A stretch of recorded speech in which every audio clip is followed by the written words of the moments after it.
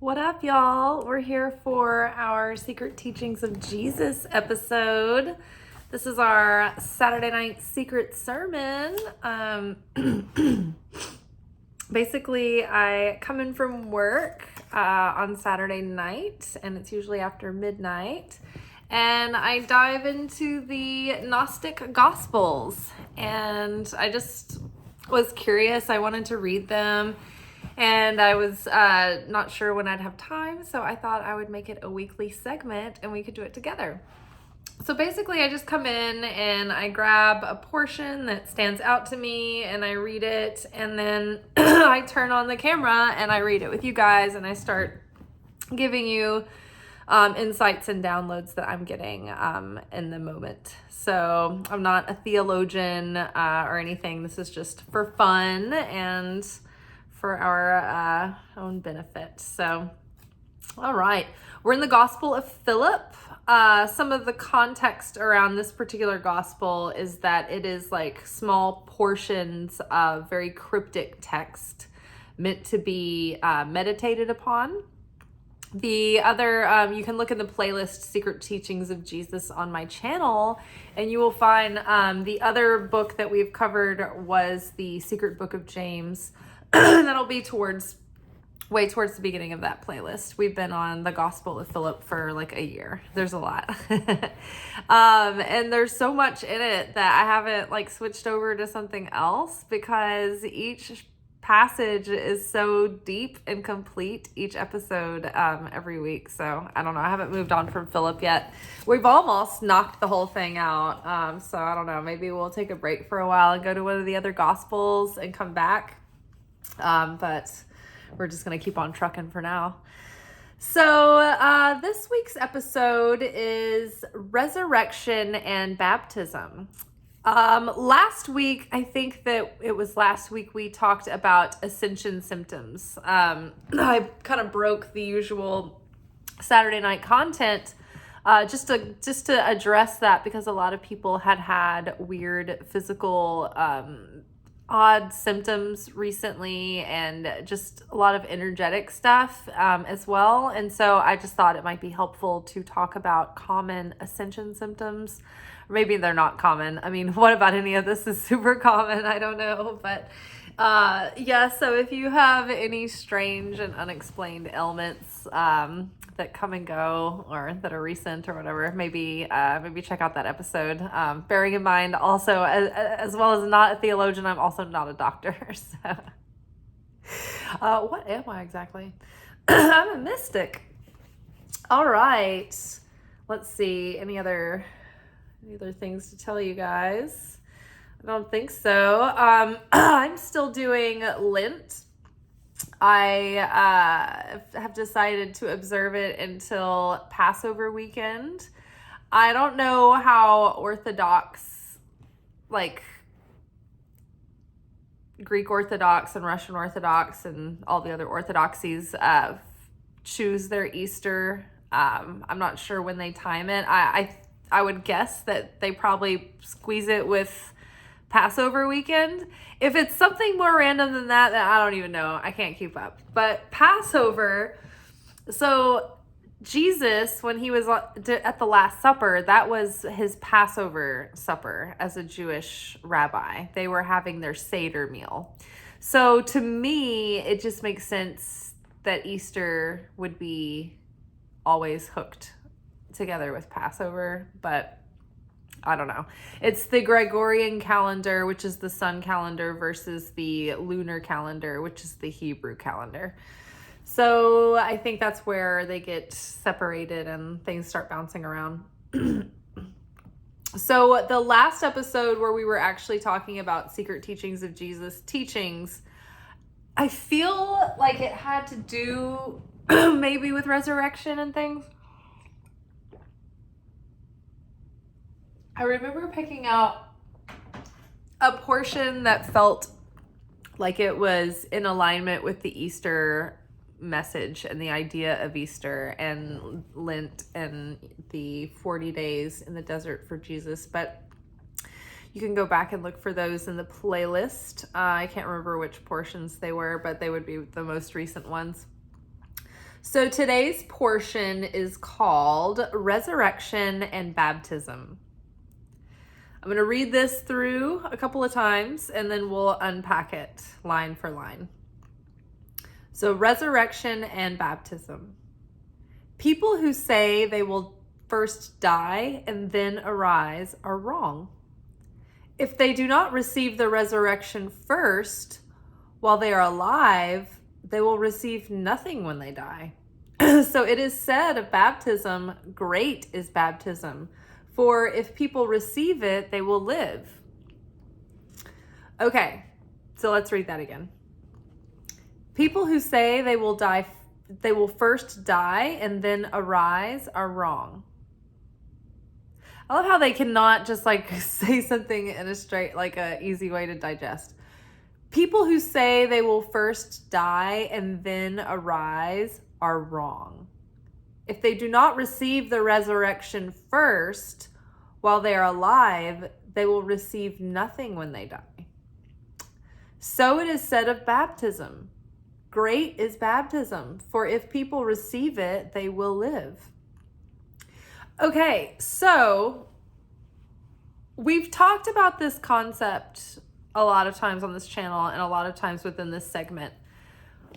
But when part of the gift of being incarnate as a soul in a flesh body in the flesh realm of earth, of the material world, is that we can elevate our soul and transmute and transform our darkness.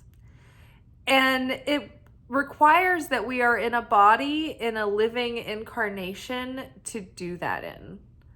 Once we have left, detached from the body, and we are no longer, we're in the non-physical, we can't really evolve from there. We can't transcend in consciousness. We can't save our souls anymore. We have to do that here. This is the battlefield. This is the arena. This is the football field, so to speak, the sports field. So if we don't do that here, then when we die and the flesh suit comes off, then we're the same consciousness as we were 2 seconds ago when we were alive. It's not like we're going to suddenly become enlightened beings when we die, right?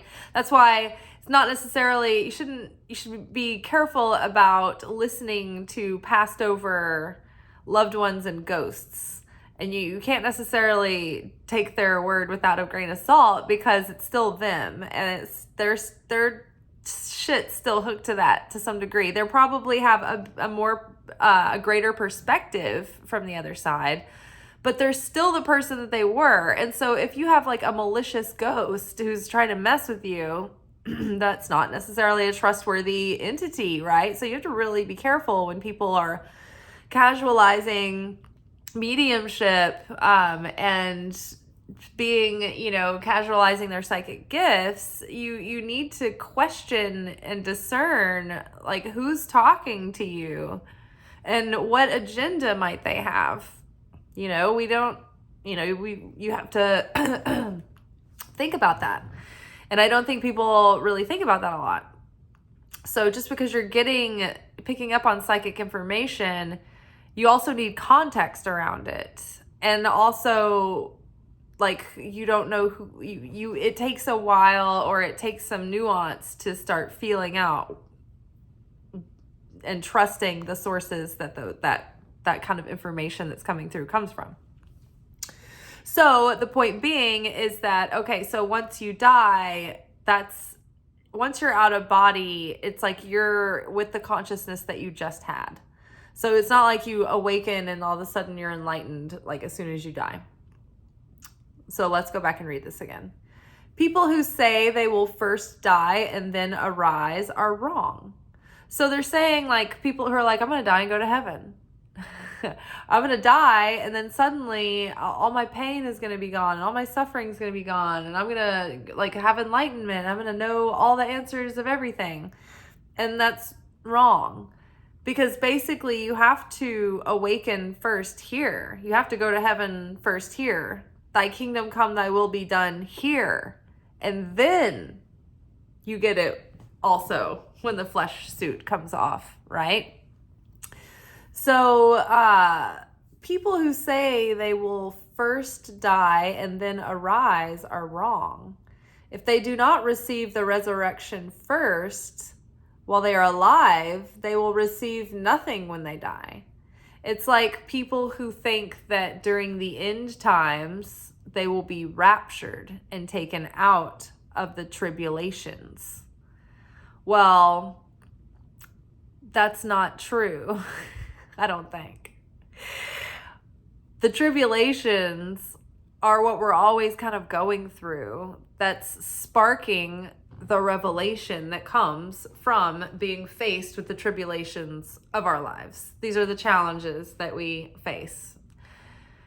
The rapture comes when we can detach our ego attachment and accept wherever we find ourselves and whatever lot we have been given. No matter my lot, thou hadst brought me, it is well with my soul. I can't remember all the words, but no, thou hast taught me to say it is well, right? So it's like you have to be, it is well either way, right? So we can't have this ego attachment. So people who say they will first die and then arise are wrong. If they do not receive the resurrection first while they are alive, they will receive nothing when they die. So it's like you have to become enraptured even within the midst of the struggle. You have to be able to find rapture and fulfillment and inner peace, even amidst the storm. That's the most important part.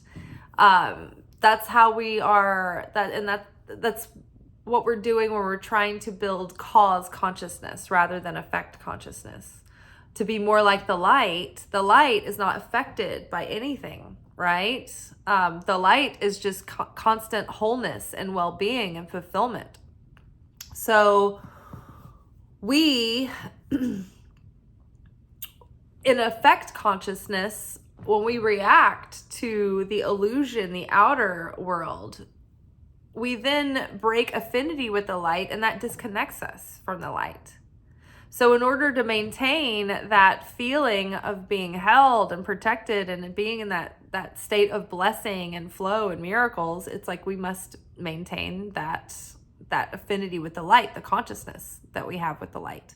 Well, our job as people on earth, as humans, as souls, is to come here and physically incarnate and spiritually awaken in this life and like elevate our souls and our consciousness from our lower base consciousness. It's like we're both like animal humans and divine humans, and we rise up from just that animalistic, reactive, needy state, where we're reacting on our base instincts, and then we rise in consciousness, and we heal our hearts, and we hopefully start to awaken into Christ consciousness, gradually, bit by bit. But that has to happen when you are alive and in waking state, right? If you had no spiritual awareness and you were, say, in a state of misery and despair and absolute torment, right? And then like suddenly you died in a sudden accident. It is quite possible that you would not even realize that you were dead. That you would be very disconnected once you went to the other side when you were in the non-physical, and it would be very difficult and confusing for you to navigate that realm. The more work that you do here while you are living and while you are awake, you will be able to better navigate the transition when you leave this incarnation. And that's why people in many cultures and beliefs, they have these mourning periods where the family is expected to pray for their loved ones because you are helping them elevate their soul. Now, the Kabbalah teaches that, and there's certain, I don't know where in the Old Testament this is, but basically every person will experience up to 1 year of hell when they die. Think about when a rocket shoots away from the earth, from the surface of the earth, and it has to burn through the stratosphere, and it's meeting all that resistance as it leaves the earth's atmosphere. That's kind of the same. Our negativity, our density that's keeping us attached to all the old baggage, all the old pain, regret, grudges, like all of that dense, toxic stuff that holds us down, it's gotta burn away, right? So if you've done a lot of work, and when you die and you feel light, and you're free of a lot of anger and darkness, then that moment of death and that moment of hell, it can go by very, like, in the blink of an eye. I feel like a little hot shower, right? Nothing, it's barely even noticeable.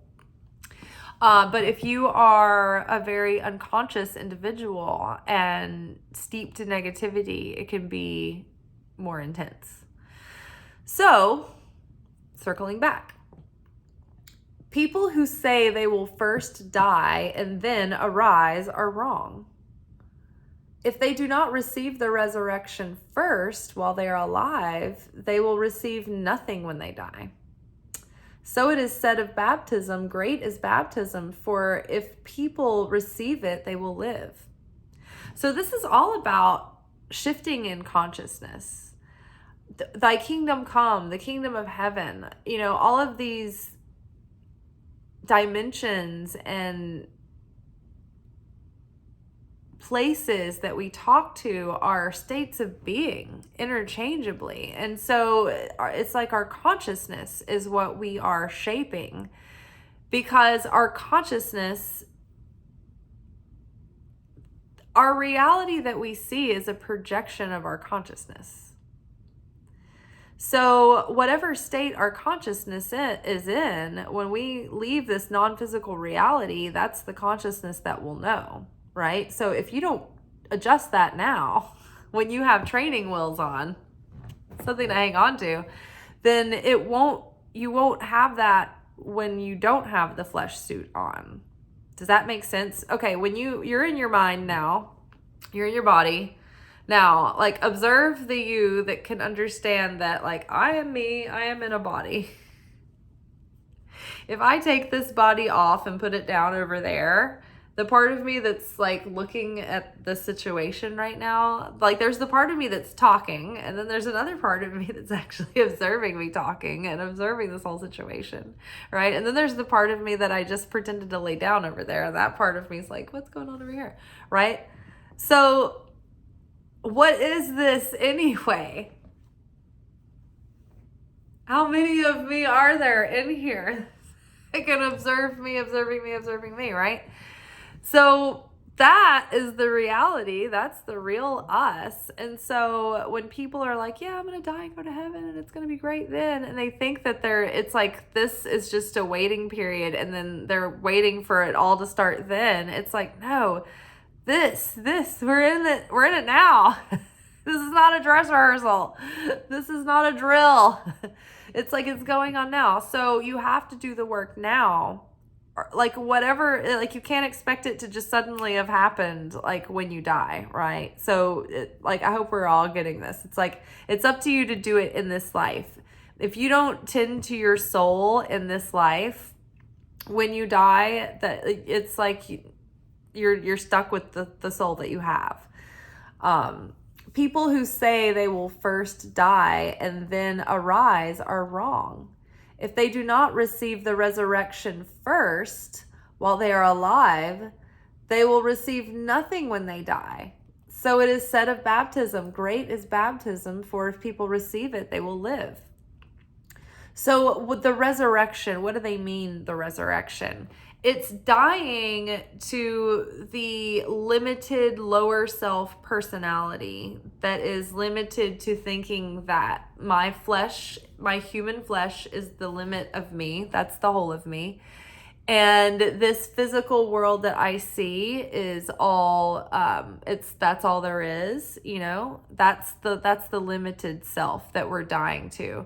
The limited self that we're dying to is the self that's selfish, that wants to receive for the self alone, not for the sake of goodness or sake of sharing. It wants to gratify the flesh. It's power hungry. It's greedy. It's controlled completely by an unhealed and unintegrated ego. And so what we do is we die to those layers of our negativity and our ego so that our Christ-like radiance can start to be awakened, and we can start getting higher levels of our soul, right? And those parts of our soul come onto us like clothing, like cloaks. So great is baptism. Baptism is going down into the water, the abyss, and coming up out of it clean. The going down into the water and coming up is like a metaphor of death and rebirth. It's like dying to the self that is now. When I come up out of this water, I'm washed away from the past me, and I can start fresh and new. I can do this in any given moment. The moment before where I was fearful, I was in scarcity, I was in lack, I was in doubt, I'm going to wash that away, and in 1 second I'm going to awaken to my wholeness, to my fullness, to my completeness, to the nature of who I am, which is love and creation and the divine essence of the Almighty. Isn't that insane? It's like that's the electricity that gives us life. It's so crazy when you think about it. So great is baptism, for if people receive it, they will live. So it's like when we go down into the water, we leave behind the limited self that just expires when we take the flesh suit off, and we awaken to the everlasting life that is the ongoing self that's gonna have another incarnation, and you know, it's gonna live on after this in consciousness and eventually reabsorb into the all.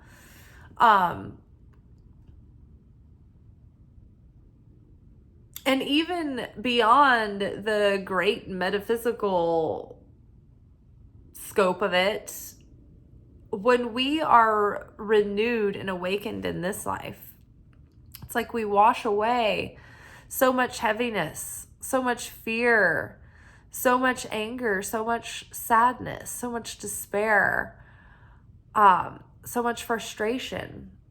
And I mean, it's a constant choice to keep washing that away, you know, but we can wash away this former self that we were, you know. We can wash away our regrets and make a new day and atone for, you know, parts of our life that we wish we'd done differently. You know, we can make changes, and the past is behind us, and it doesn't exist anymore. It can't continue on, you know, perpetuating. And so we're always in this now, and the future doesn't exist yet. And so it's like it's always in flux. Nothing is set in stone. So we have all of our power is in the present moment, is in this now, is in the everlasting moment, this eternal beingness of the present. Resurrection and baptism. People who say they will first die and then arise are wrong.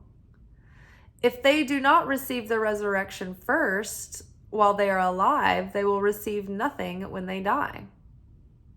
And it's funny too, because people who think that they will first die and then arise are wrong also, because they think that the flesh body that they are alive in is alive. And when the flesh body dies, they think that that's when they die and then they resurrect. But actually, it's the other way around. We are dead. We're the walking dead.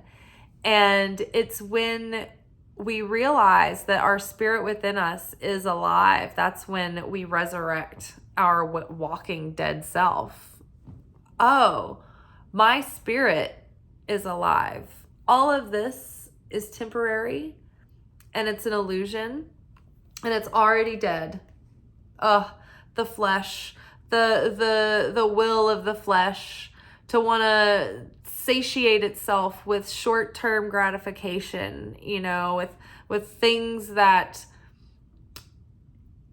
glittery things that distract us in the moment, but then we always squander away what would be truly fulfilling, and give us long-term value. How many times does that happen, right? How many times do we squander long-term value for short-term gratification because we believe that the flesh is real and that, time is ticking, and that, everything is, FOMO, we've got to act now, we're in reaction, we're in scarcity, right? But the creator, the eternal, the almighty, the arisen, the alive is like, I need nothing.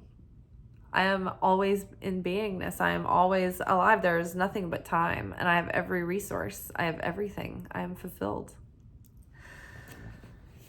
People who say they will first die and then arise are wrong. If they do not receive the resurrection first while they are alive, they will receive nothing when they die. So it is said of baptism. Great is baptism, for if people receive it, they will live it. It's almost like when people say, I will save my fine china for the good occasion, and a good occasion never comes. It's like saying, I'll save my fulfillment until the end of my life. Or maybe, when I die and go to heaven, I'll be fulfilled then. But in the meantime, I'm just going to, struggle with myself. I'm going to continue my life struggling with my ego, struggling with my problems, struggling with my limited perspective. I'd rather do that. I'd rather struggle with my limited perspective than do the spiritual work, because it seems like that's too hard. That's kind of what that is. It's like, I'm going to wait for to use the nice dishes for a special occasion. But it's like, why isn't every day of life the special occasion? Why aren't you using the dishes that are nice every day? It's like, why wouldn't you want to be in fulfillment and in inner peace and in certainty every day? So yeah, it's like people think,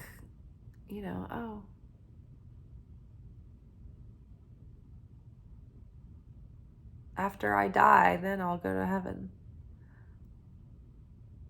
But really, you have to go to heaven first so that you can also be in heaven after you die. People who say they will first die and then arise are wrong. If they do not receive the resurrection first while they are alive, they will receive nothing when they die. So it is said of baptism. Great is baptism, for if people receive it, they will live. It's like your old perspective, your old consciousness is washed away. Your old missing the mark, your mistakes, your sin is washed away, and you get to rise up purified with a new fresh slate to start anew. Resurrected. The baptism. You go into the abyss, you come out. The waters of the womb, the birthing waters. It's all connected. One last time and then we're done. In 29 minutes, you guys, not 40. Resurrection and baptism. People who say they will first die and then arise are wrong.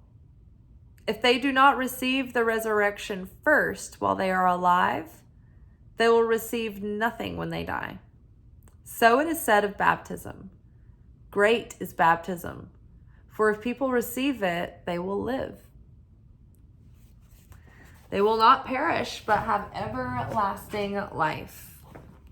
Because when you're in this world and you have cleansed yourself of the dread of the impending doom of mortality, of everything, of it always lurking around every corner, of every threat, you can't live. You're bound, you're shackled down to that. But if you're liberated from that fear, then that's when you can really live. You can be free. You can be free to be fulfilled and relax. All right, y'all. I will see y'all tomorrow for our weekly energy oracle forecast, where we will take a look at the week ahead and see what kind of spiritual energy we will be living in. All right, y'all. Ciao.